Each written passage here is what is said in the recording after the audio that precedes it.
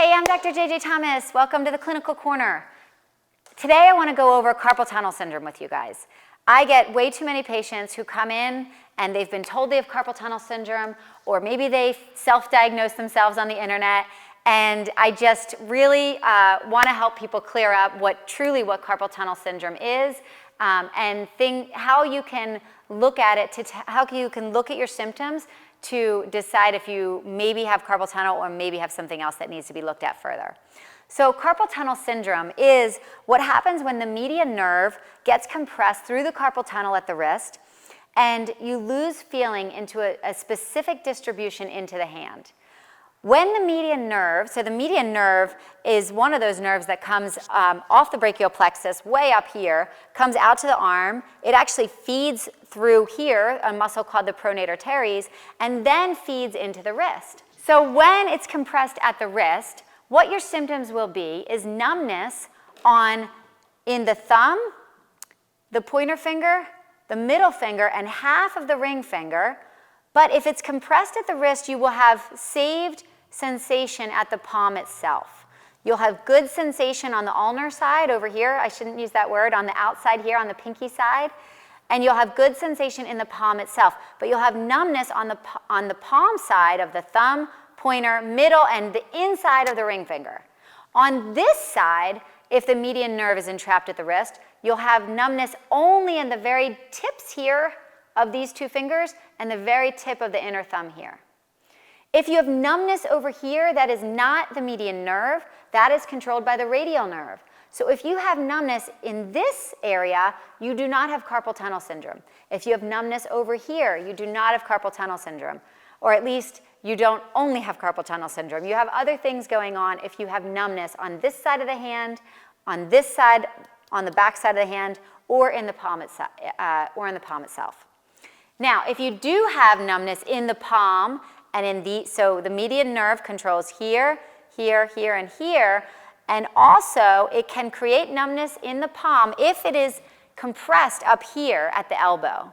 And usually where we find that compression happens is under this muscle called the pronator teres. What the pronator teres muscle does is it rotates your hand like that. So, people like a car mechanic who's cranking a lot like that is very susceptible to a pronator teres injury. Sometimes baseball players, if they roll over a lot or they do a high rep of swinging and they do a lot of roll with it.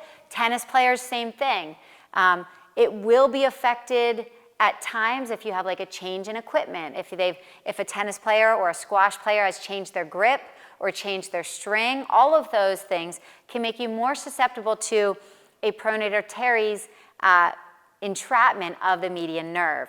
So again, what that would look like is numbness on this finger, this pointer finger, so the thumb, pointer, middle, and inner ring finger, and the palm itself. But the pinky side would be saved. If you have numbness in the whole hand, you have to look up as clinicians, you have to find a clinician that will look further. It could be entrapped at the pec muscle here, under the pec minor muscle. The nerve structures, a whole branch, a bundle of them called the brachial plexus, comes out from under pec minor and then feeds the arm. So if you have really rounded shoulders, you'll be more susceptible to that type of compression and that type of numbness in your hand.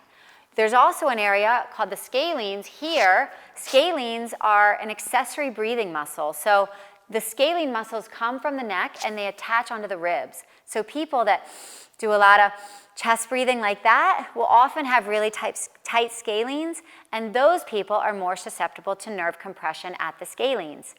Nerve compression at the scalenes will give a more vast distribution of numbness in the hand, and so if you're one of those scenarios that has lots of areas of the hand that are numb, the scalenes are another potential site.